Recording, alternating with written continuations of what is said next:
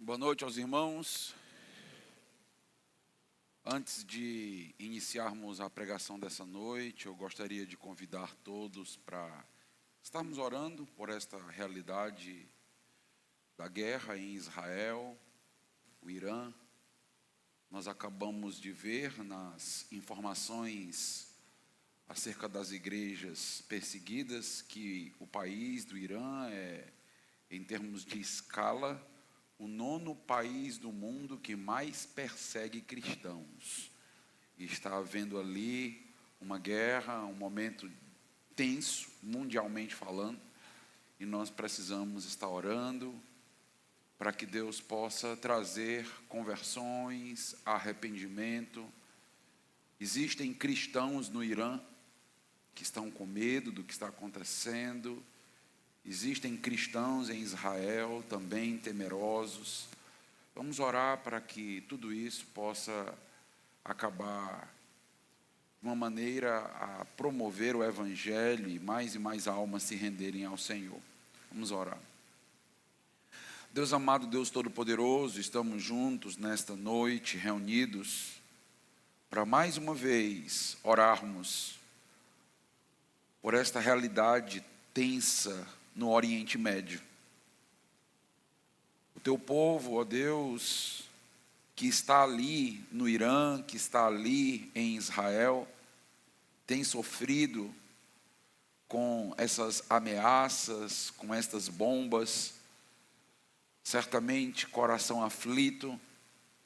Pedimos ao Senhor que tenha misericórdia, que tenha compaixão, que aqueles que precisam da verdadeira justiça, punição, retratação, que possam fazer sem trazer prejuízo e dano aos inocentes que estão ali. Cuida da tua igreja, cuida do teu povo que está naquela região, e te suplicamos que haja conversão na nação de Israel e no Irã. Pedimos ao Senhor que o Senhor se mostre ainda mais para aquele povo, que eles possam se arrepender de ter recusado e desprezado o Messias, e possam, ó Deus, vir a fazer parte da tua igreja gloriosa através da conversão. É o que nós te suplicamos em nome de Jesus. Amém.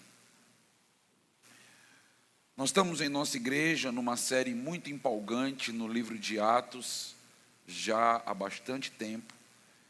E nós temos aprendido com os personagens centrais deste livro. Nós já vimos que até o capítulo 10, a ênfase do livro de Atos está no apóstolo Pedro. Então, Pedro, ele está ali com toda a cena, até porque Jesus Cristo diz para ele em um encontro pessoal que ele teria a incumbência de apacentar as suas ovelhas. E Pedro, então, é responsabilizado de fazer a obra, e nós vemos a obra avançando através da pregação ousada de Pedro. Lendo o livro de Atos, nós vemos uma grande transformação em Pedro. A partir da descida do Espírito Santo no Pentecostes, nós vemos um Pedro ousado, corajoso, um Pedro confrontativo, com uma mensagem rica, levando então os judeus à fé. A partir do capítulo de número 11, então, nós temos todo o foco se voltando agora para o ministério do apóstolo Paulo. E nós já estivemos estudando as 3 viagens que o apóstolo Paulo fez. Nós estamos no final da última viagem, no final da 3ª viagem. Paulo finalmente chegou a Jerusalém. Paulo viaja para Jerusalém numa grande tensão. Imagine você fazer uma viagem sabendo: quando eu chegar lá serei preso, quando eu chegar lá, então eu vou sofrer naquela cidade. Existiam profecias que já apontavam para o sofrimento. Paulo tinha sido alertado pelo Espírito Santo. Ágabo se levanta, diz: Paulo, as tuas mãos, os teus pés serão presos ao chegar em Jerusalém. Paulo, ele ouviu a súplica dos irmãos em Cesareia: Paulo, não vá. Paulo deixe Jerusalém lá. Mas Paulo entendia que era necessário que ele chegasse até lá, porque Paulo tinha uma incumbência. Paulo estava levando uma oferta para abençoar os irmãos de Jerusalém. Paulo tinha feito uma coleta entre os gentios, a igreja de Corinto, a igreja de Roma, e esta coleta tinha o propósito de ajudar em um momento difícil aqueles crentes judeus de Jerusalém. E com isso, Paulo esperava que, ao receberem a oferta, eles pudessem entender que os gentios eram irmãos, que os gentios, eles estavam sendo usados por Deus como um canal de bênção para Israel. Como Israel foi muitos anos usado por Deus para abençoar gentios, agora os gentios estavam ali com um coração compassivo, um coração benigno para com a nação de Israel. Mas Paulo chegando lá, então, após o encontro com os pastores, os líderes de Jerusalém, Paulo se depara com um cenário muito hostil. Nós já vimos que Paulo começa a ser alvo de várias difamações, meias verdades, e Paulo finalmente teve que passar por um momento muito difícil, mais um momento difícil na vida de Paulo, onde ele foi retirado do templo à força, e depois disso ele começou a apanhar dos judeus. Os judeus queriam matar Paulo, este era o intento. Não queriam matar Paulo dentro do templo, por isso tiraram ele do templo e pretendiam assassinar o apóstolo Paulo. Nós vimos que por providência de Deus, a guarda romana foi levantada e conseguiu então tirar Paulo das mãos dos judeus, proteger o apóstolo Paulo.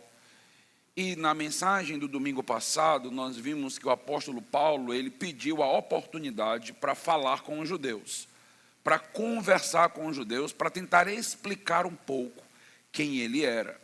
E Paulo, meus irmãos, de maneira muito sábia, começa o seu discurso chamando aqueles judeus de irmãos e pais. Então, Paulo, ele dialoga de maneira muito carinhosa, tentando quebrar a tensão. E Paulo faz algo impressionante no capítulo de número 22. O que Paulo vai fazer? Paulo vai 3 vezes mencionar um grande sinal que Deus havia operado. Lembra que os judeus pediam sinais. No próprio ministério de Jesus Cristo, os judeus estavam pedindo, olha, nos dê sinais. E Jesus vai dizer, olha, nenhum sinal vai ser dado, senão o sinal de Jonas, o sinal da ressurreição. E o apóstolo Paulo queria mostrar para aqueles judeus que o seu ministério apostólico havia sido dado por Deus e tinha a chancela do Senhor. Então, no capítulo 22, Paulo vai mencionar 3 grandes sinais. No seu discurso, ele começa a falar que ele era um judeu, que ele tinha morado em Jerusalém, que ele tinha aprendido aos pés de Gamaliel, e ele vai falar um pouquinho da sua conversão no caminho de Damasco. Ele afirma que ele viu um grande brilho, uma grande luz, ele caiu ao chão, isto tudo ao meio-dia, uma luz que ofuscava o próprio sol, e Paulo escuta uma voz, e aqueles que estavam ao redor dele não entenderam muito bem a voz, mas Paulo entendeu e começa um diálogo ali, em que Paulo, ele é confrontado com uma perseguição que ele estava fazendo à igreja de Cristo. O próprio Senhor Jesus pergunta para Paulo, Saulo, Saulo, por que me persegues? E Paulo vai dizer que não estava entendendo muito bem o que estava acontecendo, quem estava falando com ele, o que Deus queria dele. E então Paulo começa o seu discurso mostrando para os judeus que a sua vida era um grande milagre, que ele era um judeu e que a percepção dele só havia mudado porque sinais miraculosos tinham acontecido em sua vida. Paulo, ele perseguia os cristãos, ele estava com carta dada pelo sumo sacerdote para ir até Damasco, e retirar de lá os cristãos. E Paulo está querendo mostrar para eles, aconteceu alguma coisa, será que vocês não conseguem perceber? Eu sou judeu, como vocês, mais radical do que vocês, fariseu de fariseus, da tribo de Benjamim. Se eu agora estou evangelizando gentios, é porque aconteceu alguma coisa, algo mudou a minha maneira de perceber. E Paulo diz, eu fui convencido por um milagre, aconteceu uma grande obra em nossas vidas. E eu mencionei para os irmãos que, apesar de nem toda conversão acontecer com irmãos caindo no chão, com um grande brilho ofuscando os nossos olhos, toda conversão é um grande milagre.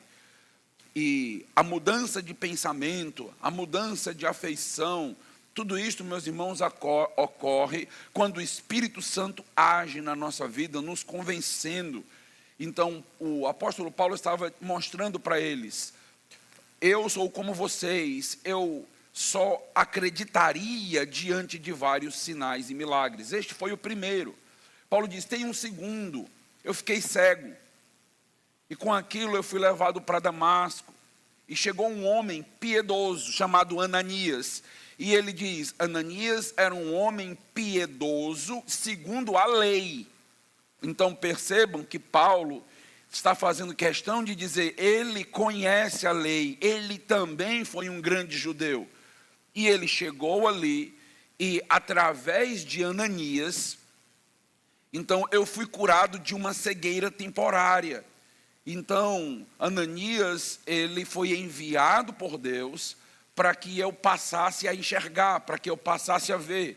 Este é o segundo grande sinal no capítulo de número 22, a cura de um cego. Paulo se tornou cego e a cura de sua cegueira, ela apontava então para a obra que Deus estava fazendo na vida dele, uma autenticação do seu ministério apostólico. E Paulo não termina neste sinal, Paulo vai dizer, além disso, eu tive um êxtase. E neste êxtase, eu recebi um comissionamento. E foi nesse êxtase que eu entendi uma ordem. Vá para os gentios. Vá para longe. Seu ministério é entre os gentios. Então, 3 grandes sinais. E Paulo está basicamente com essa argumentação, dizendo para os judeus, entenderam agora? Será que vocês entenderam por que eu fui para os gentios? Será que vocês entenderam porque eu me envolvi com um grupo fora de Israel? Eu fiz tudo isso porque esta foi a vontade de Deus. Deus estava operando na minha vida. Quem não seria convencido diante de tantos sinais e grandes milagres como estes? Então, o que nós vamos ver a partir de agora é se esses sinais, se esses milagres convenceram os judeus. Abra aí sua Bíblia em Atos, capítulo de número 22.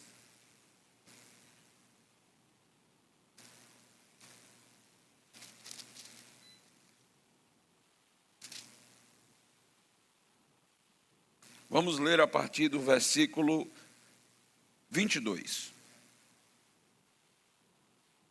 Atos, capítulo 22, versículo de número 22. Até este ponto, a multidão ficou ouvindo. Mas, quando Paulo disse isso, começaram a gritar bem alto, fora com ele, mate-o, porque ele não merece viver. Enquanto eles gritavam, tiravam as suas capas e jogavam poeira para o ar, o comandante ordenou que Paulo fosse recolhido à fortaleza e que, sob açoite, fosse interrogado para saber por que motivo estavam gritando assim contra ele. Quando o estavam amarrando com correias, Paulo perguntou ao centurião que ali estava, será que vocês têm o direito de açoitar um cidadão romano sem que ele tenha sido condenado? Ouvindo isto, o centurião procurou o comandante e lhe disse, que é isso que o Senhor está prestes a fazer. Saiba que aquele homem é cidadão romano. Então o comandante veio e perguntou a Paulo: diga-me uma coisa, você é romano? Paulo respondeu: sou. E o comandante disse: eu tive que gastar muito dinheiro para conseguir esta cidadania. Ao que Paulo respondeu: pois eu a tenho de nascença. Imediatamente se afastaram os que iam interrogá-lo com açoites. O próprio comandante ficou com medo quando soube que Paulo era romano, porque tinha mandado amarrá-lo. No dia seguinte, querendo certificar-se dos motivos por que Paulo vinha sendo acusado pelos judeus, o comandante o soltou e ordenou que se reunissem os principais sacerdotes e todo o sinédrio.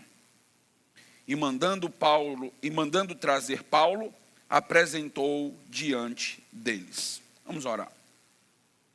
Deus amado, estamos com a tua palavra aberta diante de nós e precisamos de concentração. Precisamos que o Senhor agora nos dê a atenção necessária para retermos aquilo que é espiritual para nós. Precisamos entender a tua palavra como ela é. E precisamos, ó Deus, que ela encontre morada nas nossas vidas. Todos juntos nessa noite suplicamos ao Senhor: usa o teu servo, usa o pastor em nossas vidas na sua exposição, que possamos crescer, aprender, que ele, ó Deus, possa ser fiel ao texto bíblico, trazendo aplicações corretas para a nossa vida. Em nome de Jesus, amém. Então, nós estamos diante agora do resultado do discurso do apóstolo Paulo. Um discurso longo, como nós notamos, um discurso com muitos detalhes. O apóstolo Paulo procurando de todas as maneiras ser educado, sensível, tocar nos pontos estratégicos dos judeus, que era a questão dos sinais, dos milagres, tentando de todas as maneiras, através do seu discurso, persuadir os judeus de que Paulo não era um inimigo da fé, de que Paulo ele estava ali a serviço do Deus de Israel. Mas, meus irmãos, Paulo se depara com pessoas religiosas, mas cegas. Aquelas pessoas não tinham seus olhos ainda desvendados, como aconteceu com o apóstolo Paulo. Eles não tiveram a oportunidade de ter a cura da cegueira espiritual. Então eles não conseguiam persuadir. Por mais que Paulo falasse, por mais que Paulo dissesse, por mais discurso elaborado que Paulo tivesse, educação, sensibilidade, Paulo não conseguia convencê-los. Isto, meus irmãos, nos mostra algo bem interessante. O quê? Conversões, obra espiritual, não acontece meramente por oratória. Não acontece meramente por bons discursos. Nós podemos pensar de todas as formas, de todas as maneiras, elaborar um esboço, 3 sinais para convencimento do judeu. Nós podemos tentar entregar com paixão, falando de Deus da maneira que a gente pode, mas no final das contas, toda pregação nos humilha, todo discurso nos coloca no nosso devido lugar. Por quê? Porque é o próprio Deus quem opera através de um discurso que o ser humano emite. Nesse sentido, a realização de uma pregação é de Deus. Os irmãos lembram, por exemplo, nós podemos contrastar no livro de Atos. Chega o apóstolo Pedro, em Atos capítulo 2, faz uma pregação bíblica muito bem elaborada também. E o que acontece? Conversão em massa. 3.000 judeus salvos, convertidos. A igreja nasce em Atos 2, no Pentecostes. Agora nós temos Paulo, que tem inclusive uma erudição muito maior do que a de Pedro. Pedro era um pescador, Paulo era um erudito. Paulo fala com os romanos em grego, Paulo fala com os judeus em aramaico, em hebraico. Paulo era um poliglota. Paulo conhecia muito bem a lei. E mesmo assim, o discurso do pescador Pedro teve um impacto muito maior do que o discurso do grande apóstolo Paulo. O que isso nos aponta? Isso nos mostra, meus irmãos, que não depende do homem. Sim, nós temos a nossa responsabilidade de tentar fazer o melhor, explicar as Escrituras de uma maneira clara, mas no final das contas, o resultado do discurso está nos planos de Deus. Nós não podemos nos frustrar com resultados, nem podemos medir ministério por resultados, porque quem dá o resultado é Deus. Nós só precisamos ser fiéis. Um é fiel e colhe o quê? Nós vamos ver ira, indignação, açoites, perseguições. O outro é fiel e colhe o quê? Conversões. Aí Pedro lança um livro. Paulo, é porque você não leu o meu livro. Como convencer judeus. 10 passos para salvar os judeus. Você não leu o meu livro de oratória e homilética. Se você tivesse lido, Paulo,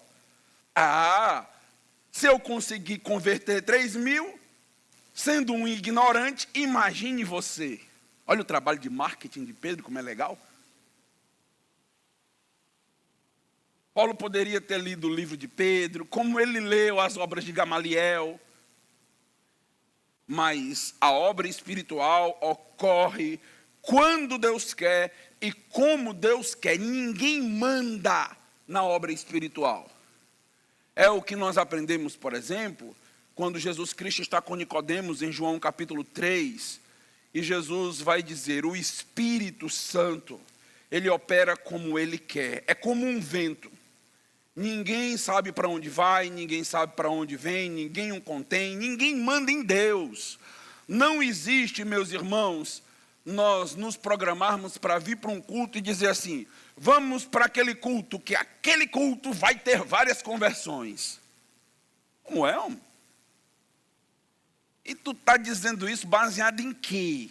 Você pode até ter a expectativa de ter conversões, mas nós não mandamos em Deus. Deus faz o que Ele deseja, Deus faz o que Ele quer.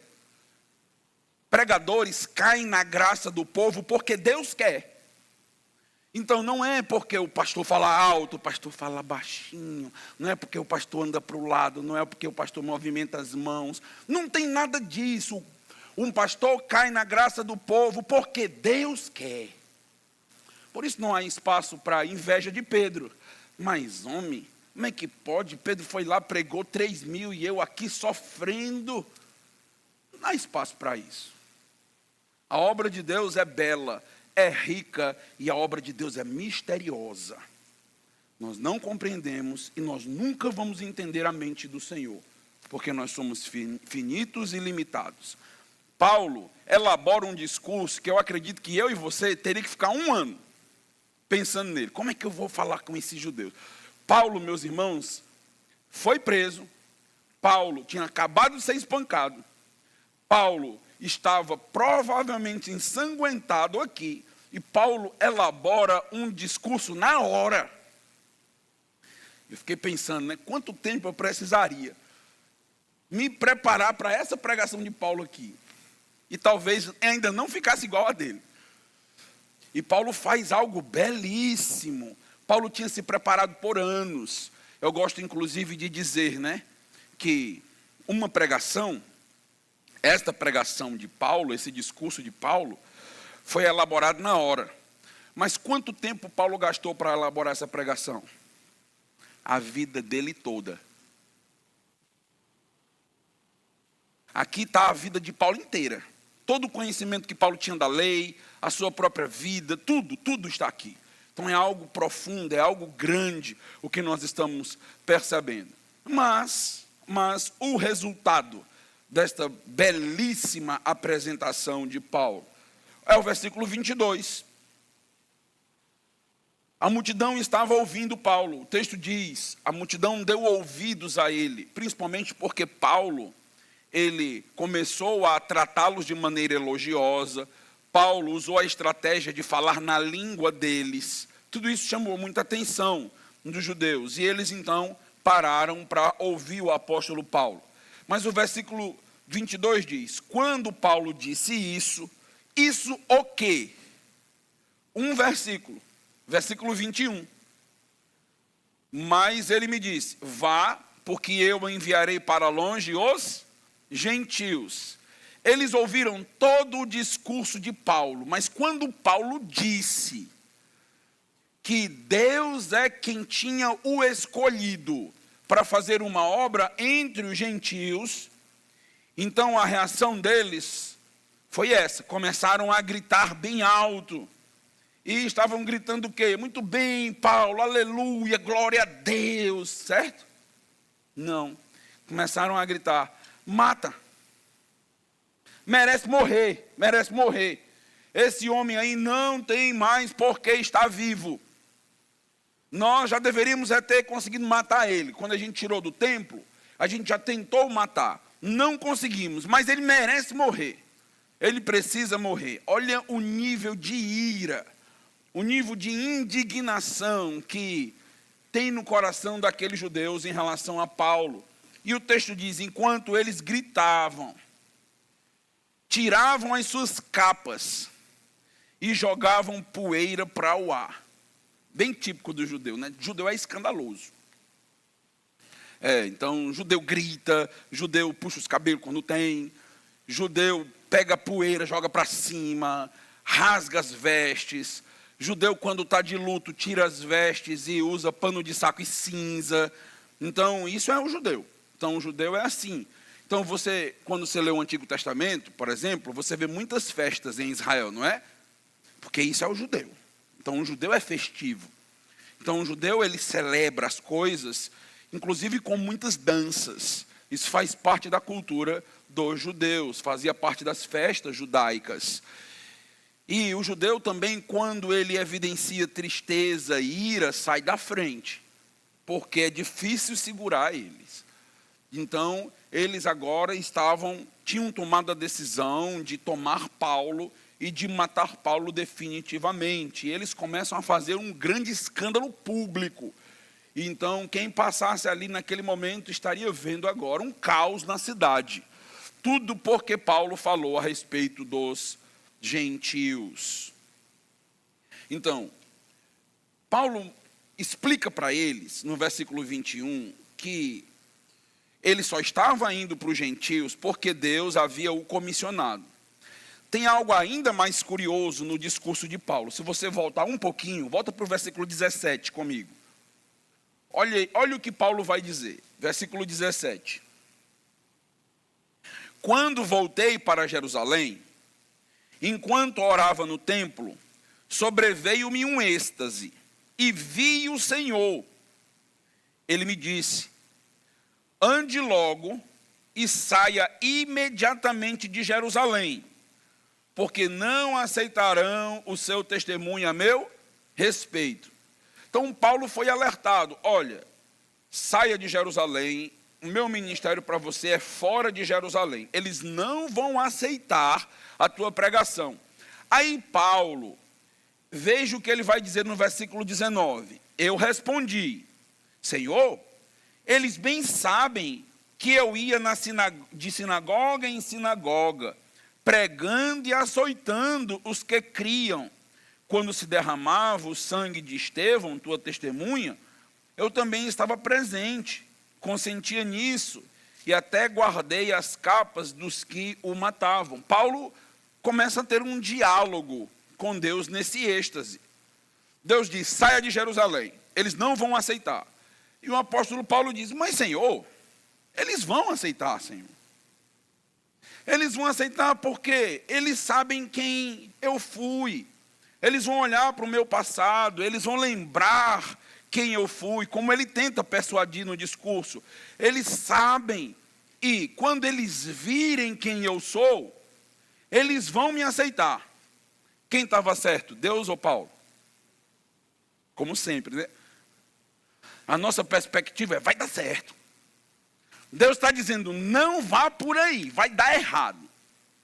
Não, Senhor, mas olha, deixa eu conversar com o Senhor um pouquinho. É porque o Senhor não viu alguns ângulos que eu preciso explicar. Então, mas é porque tem isso, eu vou fazer assim, Senhor.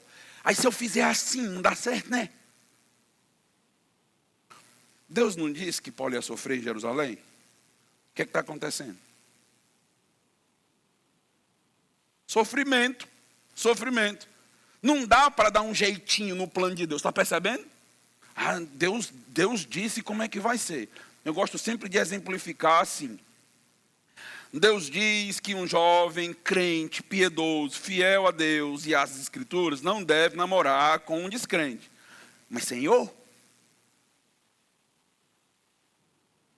estou em Jerusalém, o Senhor sabe, eles vão saber quem eu fui, o que era. Vai dar certo, Senhor. É porque o Senhor não conhece ele ainda. Se o Senhor conhecer, até o Senhor se apaixona. A gente pensa assim. A gente pensa desse jeito. E Deus já disse, não vai dar certo. Aí depois, onde foi que eu errei? O que foi que eu fiz? Pastor, me socorre. Deus disse, não é em Jerusalém. Então, o que nos cabe? Ser obedientes a Deus. Aprendamos rapidamente. Ser obedientes a Deus. Paulo disse, rapaz, talvez dê certo em Jerusalém. Aí Paulo faz um discurso elaborado e Paulo está vendo. Rapaz, eu acho que nesse momento Paulo parou e disse, bem que Deus disse. Está vendo que não ia dar certo em Jerusalém? Bem que Deus disse que ia ser desse jeito. Pronto. E Paulo então, aqui, fala dos gentios. E quando Paulo fala dos gentios, a situação fica difícil, a situação fica complicada. E fica insuportável ali para aquele contexto, para aquela multidão. Então veja, o versículo 21 então menciona os gentios. E a reação no versículo de número 22 e 23. O que nós percebemos aqui? O que nós notamos aqui? Nós vamos notar algo que já aconteceu no ministério do apóstolo Paulo. O apóstolo Paulo tocou num ponto, e esse ponto, ele foi a questão nevrálgica, o calcanhar de Aquiles que gerou todo o problema ali no seu discurso. Aqui foi o discurso dos gentios. Perceba como os judeus não conseguiam aceitar os gentios. Estão percebendo?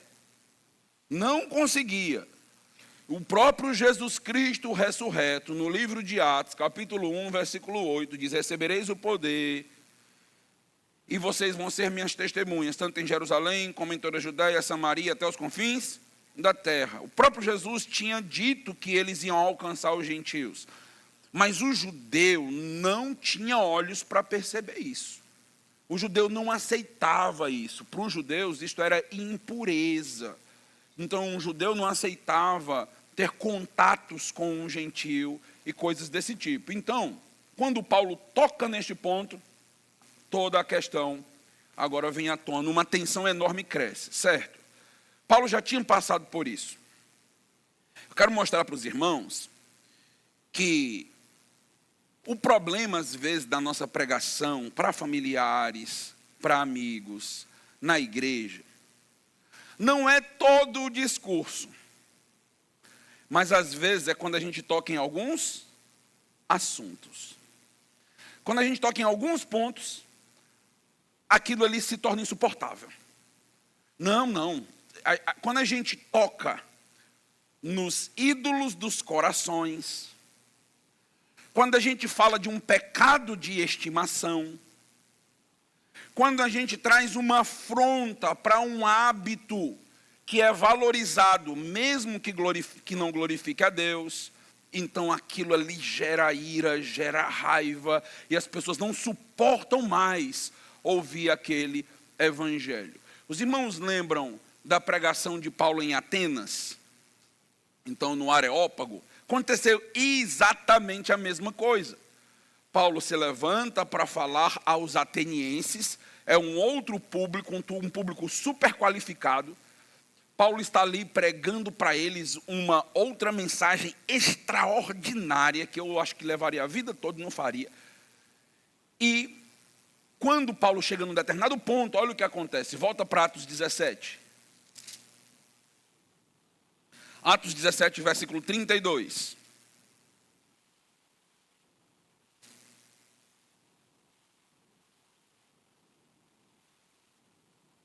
Atos 17, versículo 32.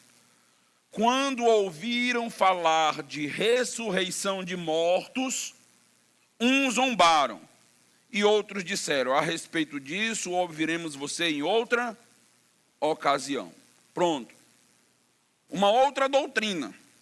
Aqui não foi a questão da pregação de Paulo aos gentios, como em Atos 22. Foi a questão da ressurreição. Quando eles ouviram a ressurreição, disseram: aí é demais. Já ouvimos Paulo e tudo, mas pronto, chegou num ponto que não dá mais para tolerar.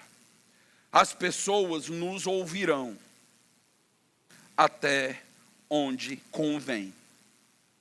As pessoas nos ouvirão até onde elas conseguem suportar.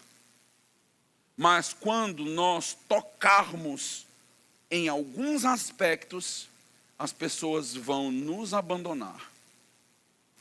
Quando as pessoas não simplesmente tomam a decisão de sair e nunca mais voltar, elas passam a nos odiar, ira, indignação contra nós. E é interessante que esta ira e indignação se volta para o comunicador. Por mais que Paulo estivesse trazendo uma mensagem do Senhor, Paulo estava trazendo uma revelação, um fato da ressurreição de Jesus. Paulo estava falando um fato do chamado dele aos gentios. Mas as pessoas se revoltaram contra Paulo. Porque é mais fácil se revoltar contra o comunicador do que contra Deus, não é não? É mais simples se revoltar contra o comunicador. E é o que está acontecendo. Ficaram com raiva do mensageiro por causa do plano e da revelação de Deus. E Paulo faz questão de dizer para eles que por ele mesmo, ele teria ficado em Jerusalém, mas foi Deus, foi plano de Deus, vontade de Deus. Entende agora porque o nosso discurso, ele não pode ser refém da vontade e do desejo dos ouvintes? Entende porque essa estratégia de marketing popular, de falar aquilo que as pessoas querem ouvir, vai de encontro ao plano, à vontade de Deus? As pessoas não aceitam, é o plano de Deus. Se você tem uma pregação psicologizada, todo mundo gosta. Se a tua pregação é de promessa e de autoajuda, todo mundo vai elogiar e gostar. O que as pessoas não gostam? De Deus, da vontade de Deus, da confrontação que só a Bíblia faz, de colocar elas de frente para o espelho da palavra, para que elas possam perceber quem elas realmente são, porque isso incomoda. Isso ofusca, lançar uma luz nos olhos das pessoas, dói os olhos. E as pessoas tentam fugir. É o que é dito lá em João capítulo 3, as pessoas fogem da luz para que não sejam manifestadas as suas obras, a sua vida. É isso mesmo. O pecador se revolta contra a verdadeira teologia. Quando alguém ouve, por exemplo, doutrina da eleição. O pastor vai pregar sobre o quê? Deus amou Jacó e aborreceu Esaú, e eles nem tinham nascido ainda. Eita. Isso eu não consigo suportar, pastor. Olha, se tem um negócio que não dá, aprenda a ser largo com a revelação. Abra o coraçãozinho.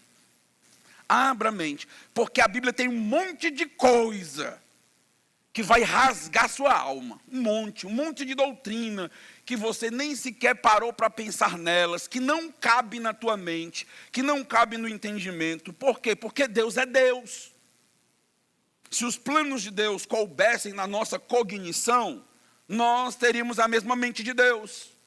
Então, muita coisa vai ser incompreensível para nós, vai ser chocante para nós. Nós vamos ler a Bíblia e vamos dizer, não, mas não pode ser assim. Pode. É assim que está revelado? É. E o que eu faço diante dessa revelação, pastor? Se choque. Porque a Bíblia é assim. Está aí. Deus vai voltar. E quando Ele voltar, Ele vai pisar um tacho repleto de pessoas, e o sangue das pessoas vai subir até o freio dos cavalos. Essa é a descrição do julgamento de Deus, como se fosse pisando num tacho de uvas. Mas pastor, esse Deus não é politicamente correto. É. Você quer o sim carinhoso, não é Deus? O Deus da Bíblia é o que está na Bíblia. A gente precisa ler a Bíblia como ela de fato é. Pastor, mas se eu pregar isso para a minha família não vai aceitar, não. Eu já sei. Você acha que eu não tentei com a minha? Eu já sei. Nem eu aceitava. As pessoas iam me falar e diziam, não. Espera aí. Fico para você. Quer nada. Eu tenho outras coisas mais importantes, eu pensava. Isso aí não. Deus injusto, tal, não sei o quê. Eu estou preocupado com a ordem social, problemas sociopolíticos econômicos. Eu estou preocupado com as coisas aqui na terra. E tu vem me falar desse Deus aí, desse jeito, quer nada. Não. Vamos fazer uma ONG, que a gente ganha mais. Era o meu pensamento antes de me converter. Era isso. Já disse para os irmãos, né, que eu era de esquerda, né, vamos fazer uma revolução armada, armamentista, vamos tirar a burguesia, poder proletário, empoderados, era meu pensamento.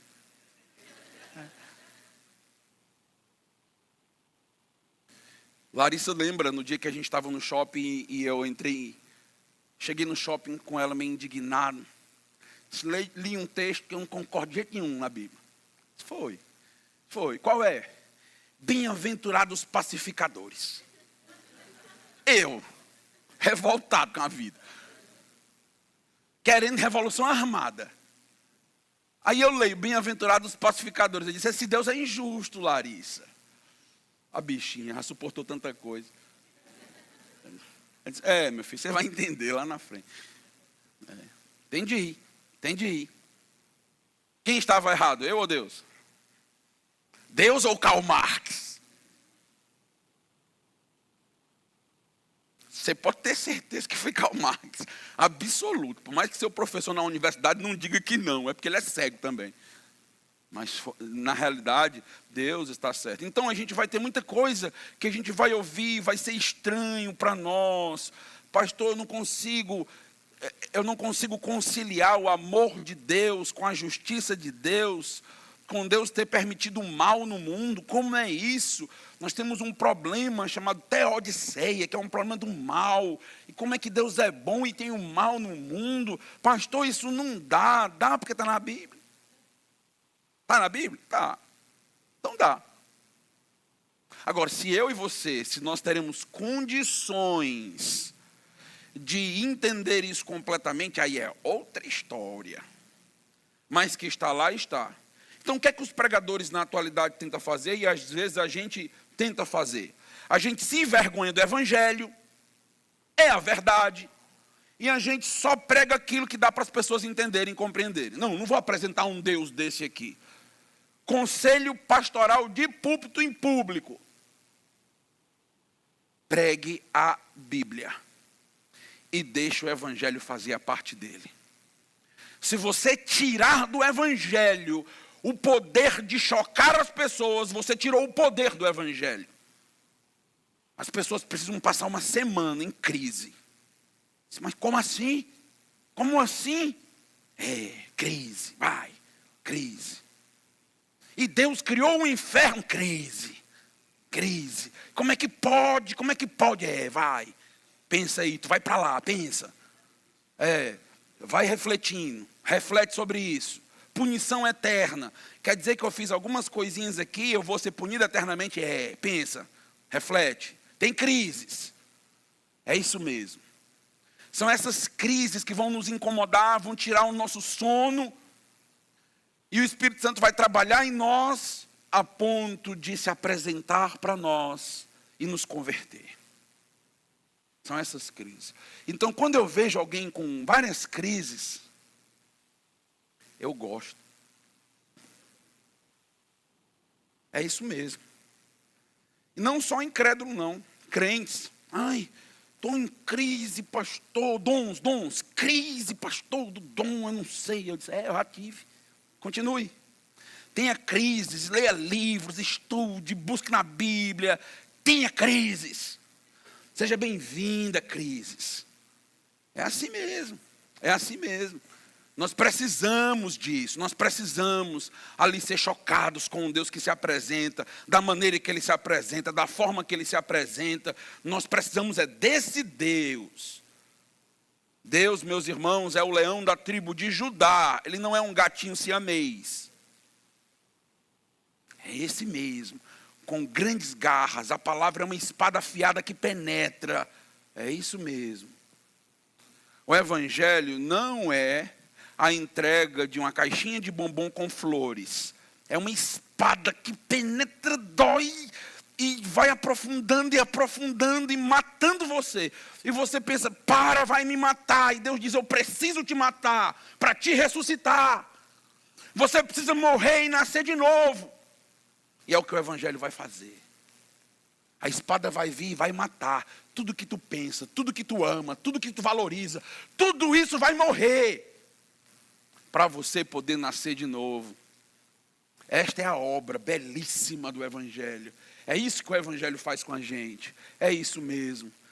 Então, quando está doendo e as pessoas estão chocadas e ficam às vezes iradas conosco, faz parte. Faz parte do processo. Paulo sabia disso. Lógico que Paulo não queria esse tipo de reação. Se ele pudesse escolher, ele queria que todo mundo se convertesse igual os 3.000 de Pedro. Eu também queria. Mas não é bem assim. A partir do versículo 24, nós vemos o quê? O comandante ordenou que Paulo fosse recolhido à fortaleza e que, sob açoite, fosse interrogado para saber por que motivo estavam gritando assim contra ele. Então, veja o que está acontecendo aqui. Paulo vai ser interrogado aqui. É um processo brutal que acontece em Roma. Só que o que está acontecendo aqui é ilegal. Então, estes policiais, eles estão agindo fora da lei. Então, eles estão tentando aqui usar da força do chicote, do açoite, para interrogar Paulo. Eles vão para um interrogatório, mas não tem um processo aberto ainda legal. Não tem. Paulo vai primeiro apanhar, para eles tentarem arrancar tudo o que eles puderem de Paulo, para depois, se Paulo sobreviver, ver como é que vai ser o processo legal. Esses açoites que aconteciam em Roma eram muito cruéis. Você já deve ter ouvido falar sobre os chicotes que foram utilizados em Jesus Cristo com pontas de ossos. Era isso que acontecia. Era assim que se interrogava alguém. Com um chicote que nas pontas tinha sempre um objeto que feria, que cortava. E às vezes, quando alguém recebia essa chicotada, arrastava o chicote para rasgar tudo. Ficava tudo em carne viva. E Paulo vai passar por esse processo. Paulo é informado, eu não morri na mão dos judeus, mas vou morrer na mão dos romanos. Eu vou passar por um processo desse, é quase que impossível sobreviver. Paulo já tinha apanhado. Paulo já estava numa situação de vulnerabilidade. Paulo agora vai passar por esse açoite todo aqui. E o que vai acontecer, meus irmãos, diante dessa injustiça? Versículo 25, quando estavam amarrando com correias, Paulo perguntou ao centurião que ali estava: será que vocês têm o direito de açoitar um cidadão romano sem que ele tenha sido condenado? Então, nós estamos vendo aqui o poder do Estado sendo utilizado de maneira injusta. Estão percebendo? Da mesma maneira que aconteceu com Jesus, Jesus não passou por um processo legal de condenação. Da mesma forma está acontecendo com o apóstolo Paulo, está acontecendo tudo nos bastidores. Paulo está sendo injustiçado, não está passando por um processo formal romano, que é algo que todos nós estamos sujeitos quando temos uma tensão com o Estado. É muito difícil a relação do cristão, da igreja com o Estado.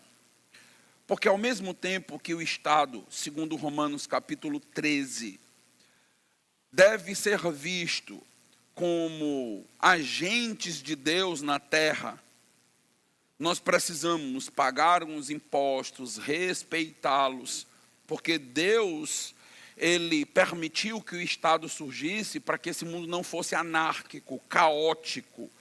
Então, é o menos mal da história. É ter um Estado que possa controlar o mal, por mais que o Estado também não seja puro, por mais que o Estado seja opressor também, mas a espada foi colocada na mão dele com um propósito, de que ele possa fomentar o bem e barrar o mal. Ele vai ser um contensor, ele vai conter a maldade ali dentro. Mas, às vezes, o Estado, ele não contém o mal, ele provoca o mal. Ele faz mais mal do que o mal que já estava existindo e acontecendo. E aí é onde nós temos uma tensão grande com o Estado. Aí é onde a coisa complica muito para nós.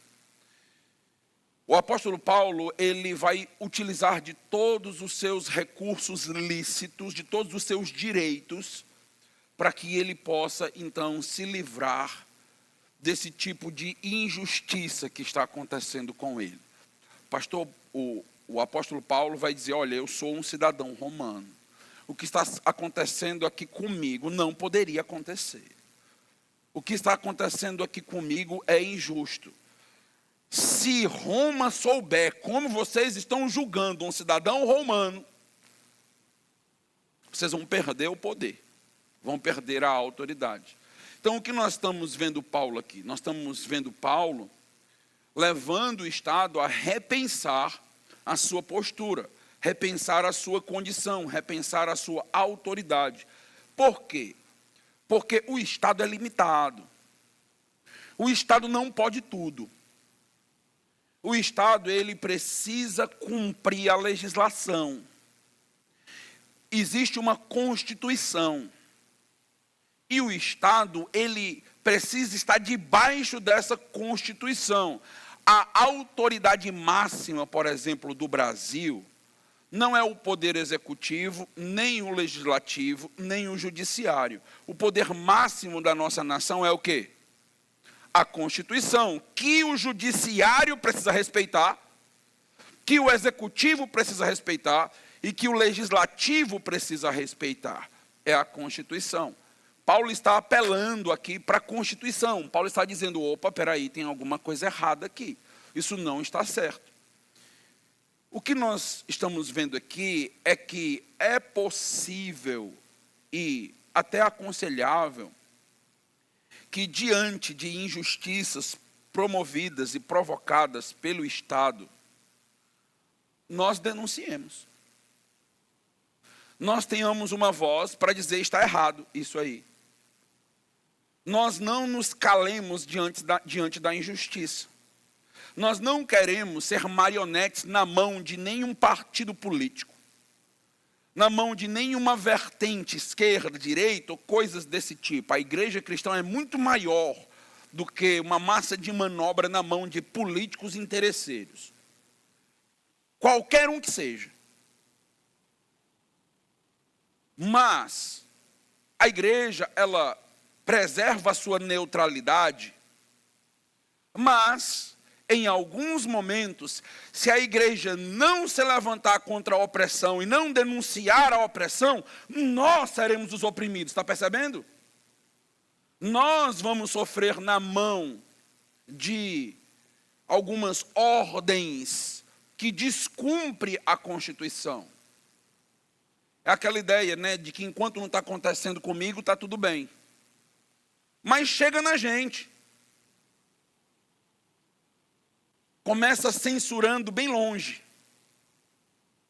Daqui a pouco, vão pegar os vídeos do YouTube do pastor Carlos. Talvez essa mensagem. Pode dizer, está vendo? E a censura chega e vai se apertando, e vai se apertando, e o Estado vai buscando de todas as maneiras fazer com que todos possam estar de acordo com a vontade deles, com o desejo deles, mas nós, Igreja de Cristo, só estamos de acordo com a vontade de Deus. Para nós, nem a Constituição é o aspecto maior da nossa vida. Não é a nossa maior autoridade, porque se a Constituição for contra a Bíblia, nós ficamos com a Constituição ou com a Bíblia? Com a Bíblia. Vai ser fácil? Vamos pagar um preço altíssimo. É aí onde começam as perseguições. É aí onde as igrejas vão ser fechadas. Lembra das igrejas perseguidas? É aí onde nos tornamos um país de igreja perseguida. É quando nós nos posicionamos. Mas nós não podemos ver a injustiça, quando de fato for uma injustiça. Neste caso é uma condenação injusta. E simplesmente fingir que não estamos vendo. Está errado. Aquela condenação pode chegar em nós. Um determinado poder estatal que está fechando igreja tal. Fechou uma igreja neopentecostal. Graças a Deus, fechou uma igreja neopentecostal. Não, cuidado. Nós discordamos da teologia neopentecostal, mas fechar uma igreja vai de encontro à Constituição. Isso vai chegar na gente também. Se fechou lá, vai fechar aqui em algum momento. É só questão de tempo. E é preciso, então, usarmos daquilo que nós podemos dentro da lei. Veja que Paulo está usando aqui os seus direitos legais, seus direitos de cidadão, para se defender. E aqui ele, então, ao fazer isso, o que nós vemos? Nós vemos ele dizendo, opa, mas espera aí, nós não sabíamos que você é um cidadão romano. O próprio comandante chega e diz, olha, eu gastei muito dinheiro para ser um cidadão romano. Olha o contraste, né? Paulo diz, eu não gastei foi nada. Eu tenho por direito de nascimento. Nós não sabemos exatamente se foi porque Paulo nasceu em Tarso da Cilícia, ou se porque o pai de Paulo adquiriu o direito de cidadania, e ele, por ser filho deste cidadão, então teria o direito de cidadania. Mas quem não era um verdadeiro cidadão de Roma, como é o caso aqui do general, precisava comprar. Precisava, às vezes, ir para guerras em nome de Roma, vencer várias batalhas, pagar um dinheiro altíssimo para conseguir o direito de cidadania, que era algo para poucos. E Paulo tinha esse trunfo. Paulo tinha aqui este detalhe na vida dele. Agora, sabe o que eu gosto sempre de pensar? Quem deu o direito de cidadania a Paulo? Quem? Deus. Deus sabia que Paulo precisaria usar em algum momento? Sabia? Tudo orquestrado. Deus sabia que Paulo ia para os gentios, porque era plano de Deus. Deus sabia que Paulo seria perseguido em Jerusalém, porque foi dito, foi profetizado. Deus sabia que Paulo seria preso ali, à opressão de Roma. O próprio Jesus sofreu essa injustiça.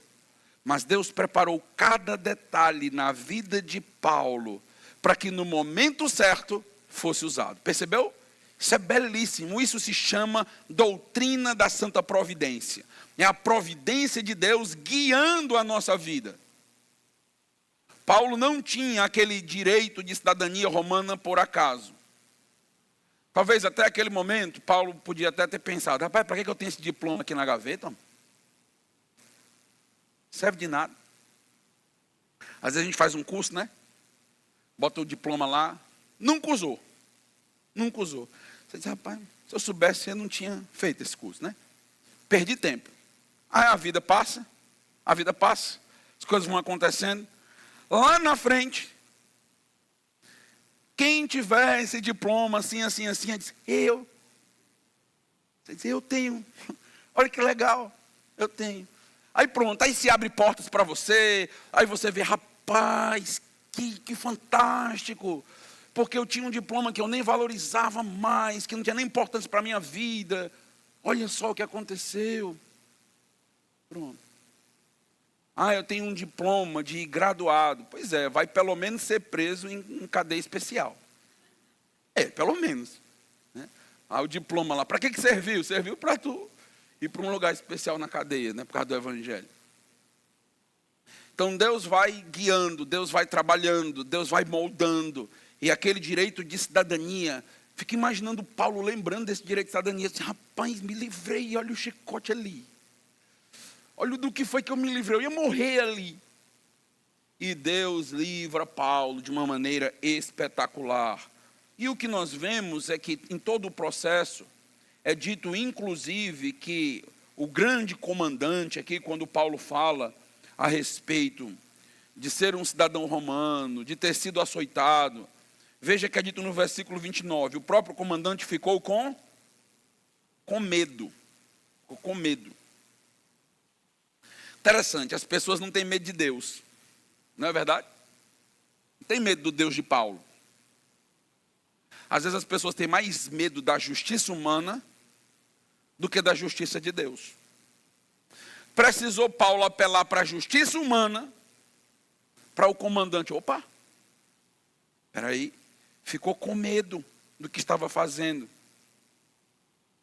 Por isso a gente deve utilizar dos artifícios que temos humanos. Por quê? Porque nós vivemos em um mundo em que as pessoas não temem a Deus. Não temem a Deus. Se elas temessem a Deus, elas não iriam fazer julgamentos injustos, elas não iam passar por um processo tão opressor de interrogatório, de açoites. Desta forma, desta maneira, elas não entrariam nessas tramóias do Estado, judiciais, não entraria nisso.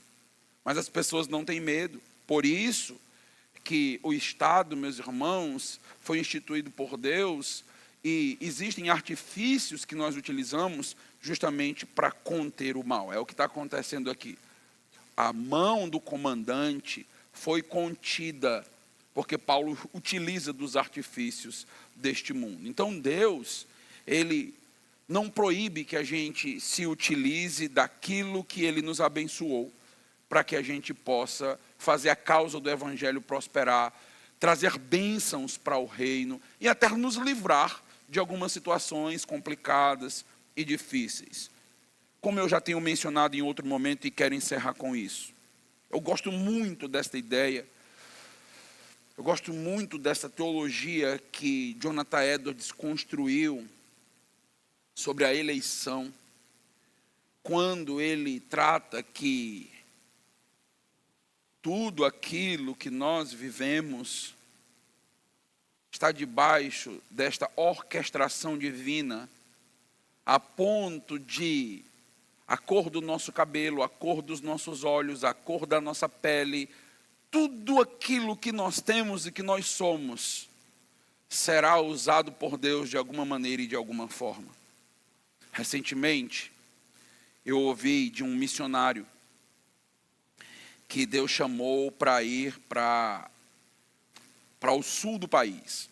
Está fazendo um trabalho no sul. E ele disse para mim o seguinte: pastor, eu nunca imaginei que o meu cabelo louro e o meu olho verde fosse ser usado para o evangelho. Mas aqui no sul, se eu tivesse uma pele um pouco mais morena, eles não me aceitavam. Mas como eu sou branquinho, de olhos verdes e lourinho, eu pareço um alemão. Aí a aceitação é plena. Aí eles abrem as portas, eles me aceitam, parece que eu sou de uma estirpe diferente. Interessante. É preconceito mesmo, racial, social. Logicamente que eu não estou falando de todas as pessoas do Sul, de um grupo específico onde ele está. Mas não é impressionante pensar sobre isso? Porque às vezes a gente olha para a cor da nossa pele e a gente diz, rapaz, sou branco demais, sou branquela. Gostaria de ser mais morena.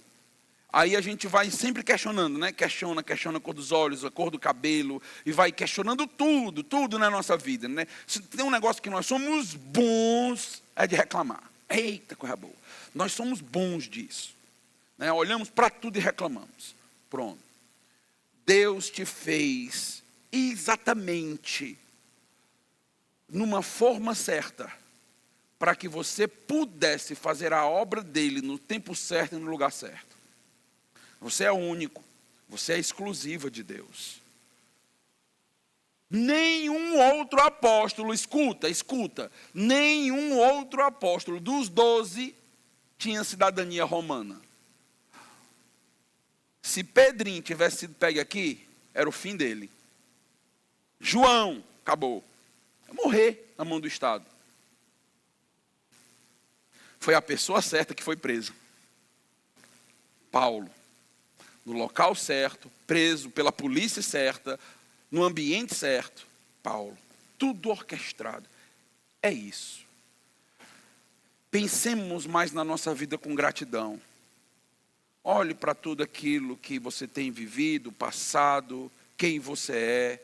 Por mais que você não entenda exatamente, mas saiba, Deus não errou. Deus não errou em me permitir viver muitas coisas antes da minha conversão que eu gostaria de não ter vivido. Mas tudo aquilo me amadureceu e me deu uma nova mentalidade, um novo pensamento, abriu minha mente, abriu os meus olhos. Então tudo está exatamente orquestrado. Tudo está planejado. Eu lembro que quando eu comecei a estudar teologia, eu termino com esse desabafo. Quando eu comecei a estudar teologia, eu pensei assim, por que eu não nasci na Alemanha, homem? Que a Alemanha é um centro teológico. Então, toda a teologia na Alemanha, se a gente tem um livro de 200 páginas no Brasil, a gente tem 10 tomos de 200 páginas nos Estados Unidos, para o mesmo assunto. É assim, lá. E eu pensei, rapaz, eu devia ter nascido na Alemanha. Depois eu pensei, se eu tivesse nascido na Alemanha, talvez eu fosse uma vítima do nazismo. Porque a gente só pensa na coisa boa, né? Na história, né? E por que eu nasci no Brasil? Por que eu nasci onde eu nasci? Porque Deus tinha um plano para isso. Deus sabia o que estava fazendo. Não julgue Deus, não reclame de Deus, glorifique a Deus e faça o seu melhor. E saiba que todos os nossos dias estão contados nas mãos do nosso Deus. Todos os nossos dias. Deus está fazendo uma belíssima obra através de você. E tudo que Ele te deu pode trazer livramentos enormes para a sua vida, como aconteceu com o apóstolo Paulo. O que aconteceu na sua vida, até mesmo os pecados da nossa vida. Até mesmo os nossos erros. Se tem uma coisa que, se a gente pudesse fazer, a gente queria voltar atrás de erros que cometemos, ou não é verdade? É. Mas até mesmo os nossos erros são transformados em bem. Lembra de José e os seus irmãos? A maldade que eles intentaram fazer com José, Deus transformou em bem. Até os pecados, até os erros, até as falhas. Logicamente que isso aqui não é um incentivo para você pecar, não, né? Mas isso nos ajuda a entender que eu não devo viver frustrado por algo que aconteceu no meu passado, por algo que eu fiz e a minha vida acabou ali. Não, levante sua cabeça, estava no plano de Deus e você tem ainda muita vida pela frente. Deus ainda quer te usar muito para a glória dele. Da mesma maneira que Deus usou tudo o que Paulo tinha e era para o reino e para alcançar os gentios, obra que só Paulo poderia fazer. Só Paulo poderia atingir os gentios. Deus salvou um homem específico para fazer a obra. Sem Paulo não existia igreja. Porque Paulo foi para os gentios. A igreja é a inclusão dos gentios no relacionamento com os judeus. Paulo escolheu o homem certo e deu a ele todas as qualificações necessárias para que ele pudesse fazer a obra. É o que Deus faz com a gente. Tudo o que a gente precisa, Deus nos deu ou nos dará para fazermos a obra dele. Vivamos contentes com aquilo que Deus já tem feito e aquilo que Deus vai fazer em nós. Amém? Vamos orar. Deus amado, Deus Todo-Poderoso, queremos te agradecer pela vida de Paulo e por esse grande livramento que estamos lendo aqui. Obrigado porque o Senhor, mais uma vez, usou de recursos na vida de Paulo que talvez ele nem imaginasse que precisaria usar. Queremos te agradecer, Senhor, pelos livramentos que o Senhor também nos dá. A tua mão auxiliadora está conosco a todo tempo. Nós não queremos ser ingratos por tudo aquilo que o Senhor já nos deu e fez em nós. Trabalha em nossas vidas, Senhor, para que possamos ser contentes, satisfeitos e que sejamos grandemente utilizados pelo Senhor no reino. Tira qualquer frustração do nosso coração, desânimo, impedimento, ao nos lembrar que todos os nossos dias estavam escritos no teu livro, cada um deles escrito e determinado, quando nenhum deles havia ainda. Ó Deus, eu te agradeço porque com essa mensagem, o Senhor me alertou essa semana e me chamou a atenção de que por mais que eu estude e me capacite, eu sempre devo pregar com o espírito prostrado de joelhos, entendendo que a obra é tua, que é o Senhor quem edifica o teu povo, que é o Senhor quem faz com que teu reino cresça. Obrigado por me esvaziar e encher o céu de glória. Que o Senhor seja glorificado essa noite. Que o Senhor nos dê uma excelente semana. Que não esqueçamos do que aprendemos aqui.